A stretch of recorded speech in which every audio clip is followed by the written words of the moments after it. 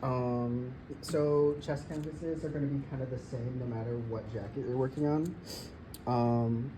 If you look at the handout, we're trying to make all of these shapes regardless of what we're starting with at this into this final shape of canvas. So we're connecting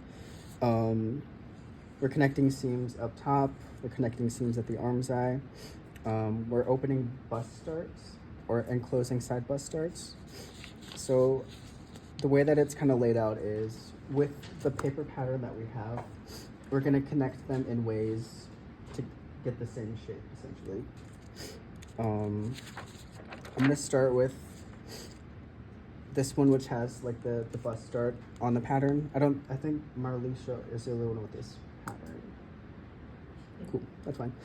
But it's all gonna be the same shape. So to start, you're gonna take your pattern without seam allowance on the canvas, and you're just gonna rough outline it with chalk.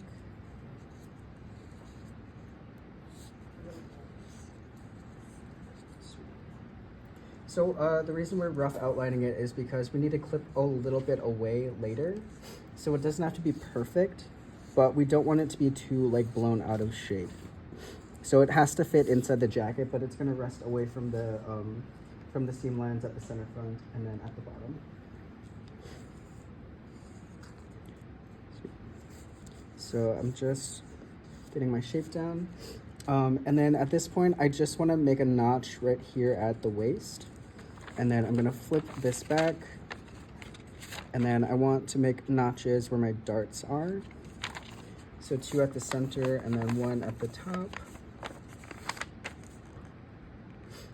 And then I'm gonna transfer that over to the canvas.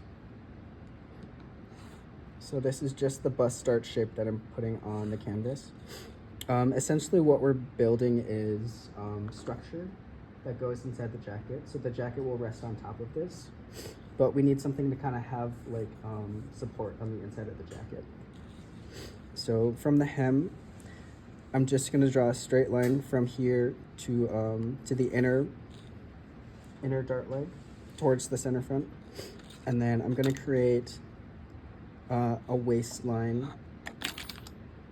And I don't know if this is gonna show up on camera, but I'll cut it out in just a second. Sweet.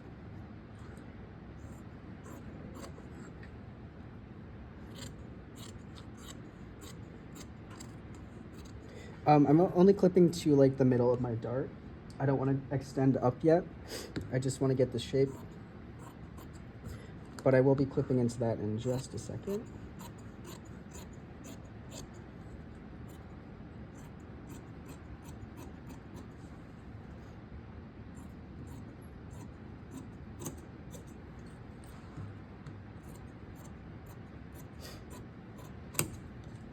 All right, so once I have my canvas cut, I'll end up with a shape that looks like this. Can everyone see that on camera?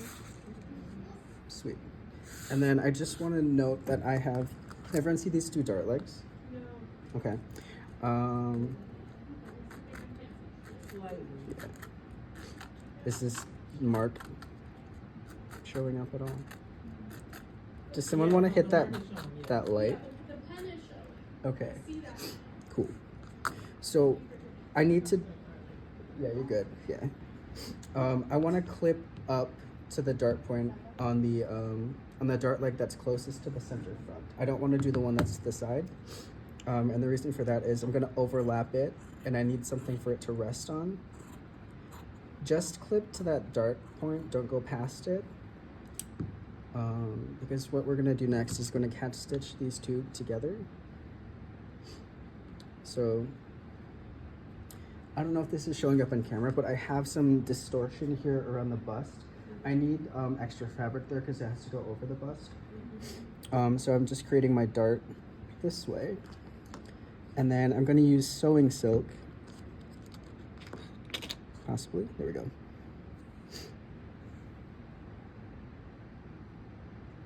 And I'm going to cat stitch these together. I'm going to start at the bust start if I start down here, there's a chance like I could pull it too far and then there's no shaping at the bust. So I want to make sure that this point here is like perfectly resting on itself. I see that there's a ripple there. And then I'm going to go through both layers. There's an underlap here. I'm just going to go right into that. And I'm going to do a couple whip stitches in place. Sweet. And then I'm working, yeah, okay, cool. And then I'm just going to make sure that my dart legs are in alignment with one another. And I'm just going to, oops, I'm working backwards. That's fine. Nope, I wasn't. Never mind.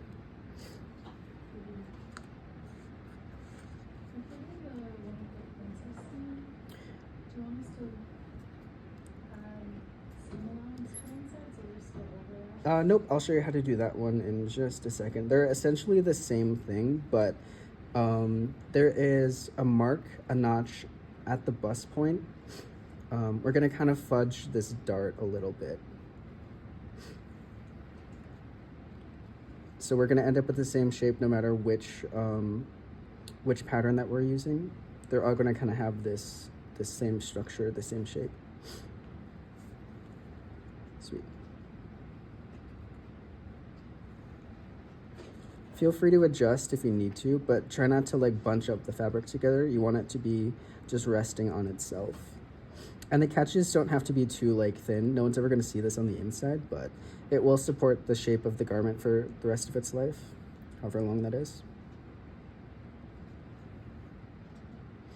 Sweet. All right, and then when I get to the end, I'm just gonna do a couple whip stitches in place just to make sure everything is secure. So there's 1, 2, and 3. The reason that I'm using sewing silk is that it won't catch on any of the fibers that are in the canvas. It'll just slide right through. You could also do this with polyester thread that's been waxed, but you know, if you want to save on time. Sweet. So right now I've got a bit of a ripple here, and this is kind of what I want. This is my bust start taken care of.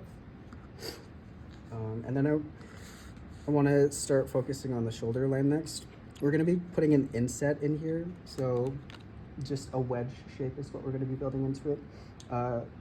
Wool tends to like spread out over time, especially on the shoulder. So to accommodate that, it's going to grow on the jacket. I want to have enough space on the shoulder line so that that the canvas doesn't stop short of the fabric edge. So I need to build in just a little bit of ease. Oh shoot, I didn't mark my break line. Sorry about that. So from here to here. Sweet. So after you mark the break line, that's okay, no worries. You can always add it like later or at this point, but you want this line, this slash, to be parallel with the break line. Will this show up on camera?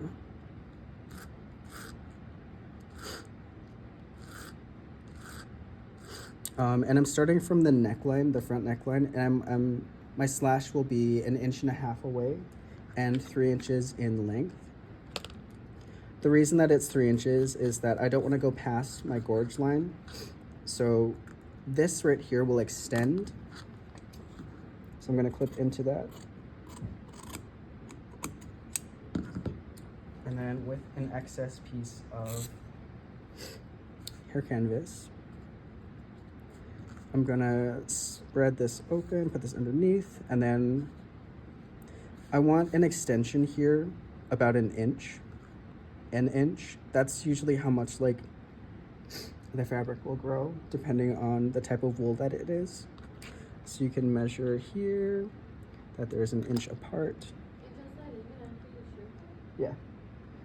So anything that's not cut on the grain or cross grain will stretch over time, and because the shoulder line is technically biased because it's not on. Yes, yeah. Sweet. All right. And then you can pin this in place. Here you can use just a back stitch, or I would stay away from a running stitch because you don't want this to come out at this point. So I'm going to start with a whip stitch at this point. And I'm just going to go down. Essentially, I'm doing the reverse of like a dart. So that wedge shape will become like a I don't know. Yeah, gusset, dart, negative dart, I don't know. Whatever you want to call it. A nart, yeah.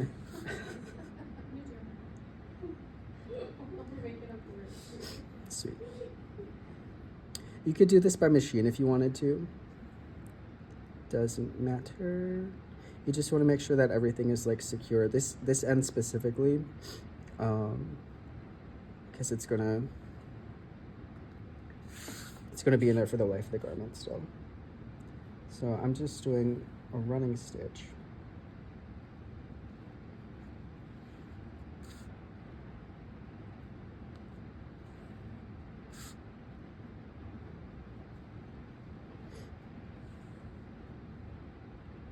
And I'll finish up here.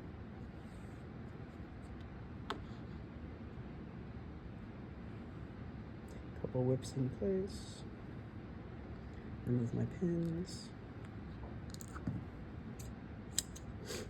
My thread, and then I'm gonna flip it over and remove this excess. I don't want too much bulk underneath here, so I'm gonna be careful, making sure I'm only cutting through the one layer and creating this wedge shape. Cool. So then this is the start of the canvas. If I put it up to my neck, it's gonna kind of nestle like where it needs to be. Yeah. So creating shape, extension, all that fun stuff. And then the next part, depending on which pattern you do, they're gonna end up the same. We're gonna create what's called a chest canvas, or a chest piece. And this is a separate piece that you can cut from the paper pattern. But essentially we need reinforcement up here at the shoulder because we want, like, when we put the shoulder pad in, we need something structured for it to rest on. We don't want the fabric to kind of like fall around the edges. We need like, I don't know, taut fabric. Does that make sense? Cool. So we need to add reinforcement just to this area up here. So the chest piece, depending on which fabric or which pattern you chose, is essentially going to be this like weird, like triangle, like arrowhead shape. It's going to extend down here to the bottom of the arm side on the front panel. And we're just going to lay it on top of our chest canvas, and then we're going to pad stitch it together. So this shape you can cut out of a separate piece of hair canvas. You want to make sure that your hair canvas, the springiness is going on the cross grain. So you want shoulder to be up parallel with everything here. And then I'm just going to roughly cut out this shape. We're going to clip this down later, so it doesn't have to be perfect, but I just want that shape. So I'm going to come here to the neck, create a straight line, and gorge, and then just a rough estimate of what I need to cut down here. I don't know if this is showing up on camera, but I have essentially that pattern piece that I just cut out.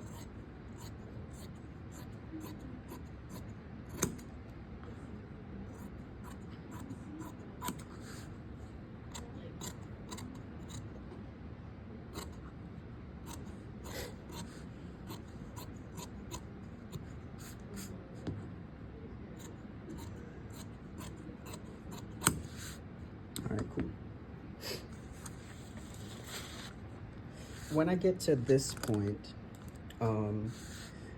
if I lay this over the top of it, I'm not going to have that same extension that I created. So I have to do another chest inset piece here on the chest, or on this panel that I just created.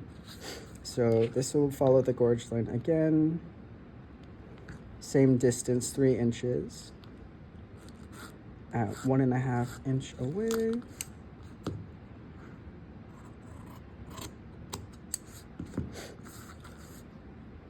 So essentially you're going to be creating four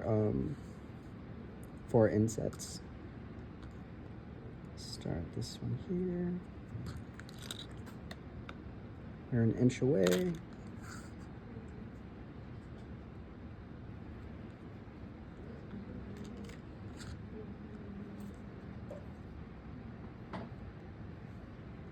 And then I'm just going to join these two together.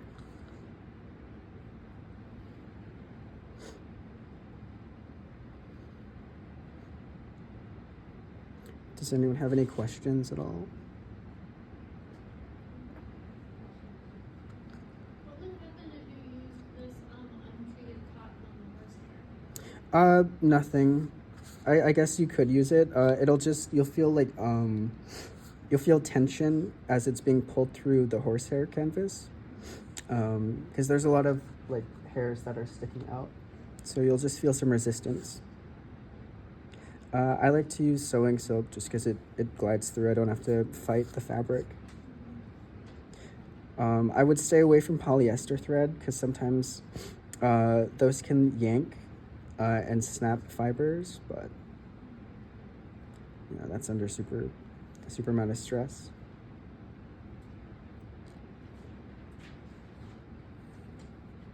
Sweet. So just finishing up here.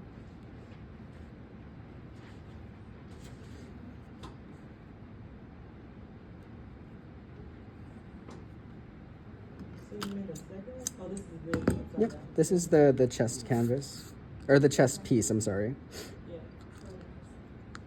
So it's reinforcement on top of the canvas. And I'm just gonna clip this away.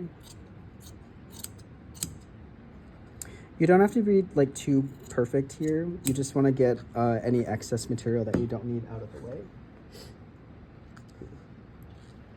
And then from here, you just want to line everything up, make sure that these two edges are together. And then I'm going to clip away some of this here. It's a little too close to my break line. So this is part of the lapel, and this is going to fold back on itself. So I want it to be close to this line here, but I don't want it to overlap to where it's like messing with the roll of the lapel. So it'll make more sense when we get to that point next week. But I'm just gonna clip a little bit away. Basically, I wanna see this break line. Cool. And then from here, we start pad stitching.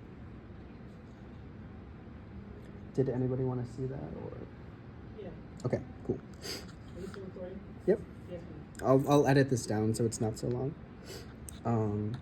Before I start pad stitching, yeah. Because it's kind of helpful, all the things you're saying in between. Oh, sure. You Okay. know, and it's easier for you probably.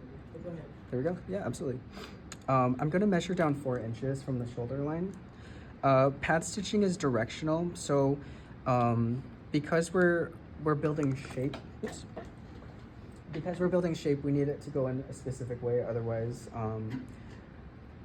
the fabric will be fighting against the jacket, and we don't want that. So because this is round here, I want shape going this way. And because I need this straight, I'm gonna have shape going this way. So, oh, I'm sorry, this way. So I'm gonna measure down here 4 inches from my shoulder line. Cool. And then the pad stitching goes away from this line, this first set of pad stitching. So you can draw guidelines if you want to, just so you know which way that the stitching has to go.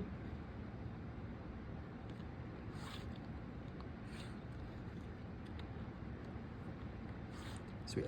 And then I'm gonna stop a little bit away from this line here. Let's see, do I have enough? Yeah.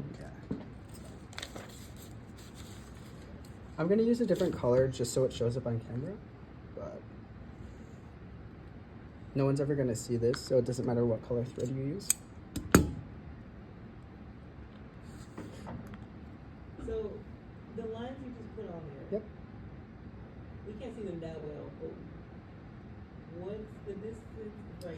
I have an inch in between all these lines. Here, that one there, this one here. Oh, it's okay.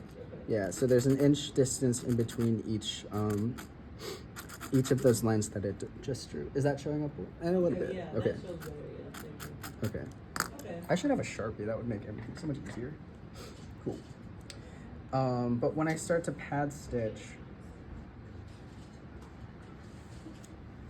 I want to work on a curve. Can you use green and purple Sharpie? Oh, sweet. Okay. All right. So this first line here is 4 inches away. Nice. Is that better? Sweet. All right.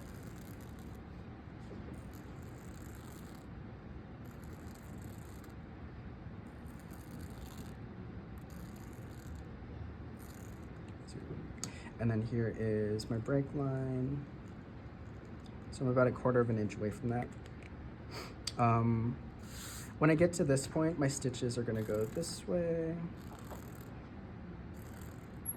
Looks like Like what? That Japanese stitching? Yeah. Yeah. A little bit, yeah. But here we're just melding fabric together. So they used to do this with like linen. If you read The Brief History of Tailoring. Linen armorers used to do this to connect flax and linen together, so that under the casings of the armor, it would protect the body. Sweet. So I'm gonna start. A pad stitch is a diagonal stitch. So I'm gonna start up at the top, and underneath, I'm just crossing over, and then I'm gonna come down just a little bit. Are these stitches showing up on camera? Not really, no. Okay. Should I use red? It might be better. Okay, yeah. Switch over.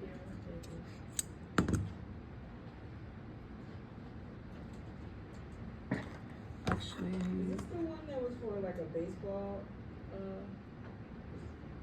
No, it wasn't that one. That was actually, was it? Yeah. the feather stitch?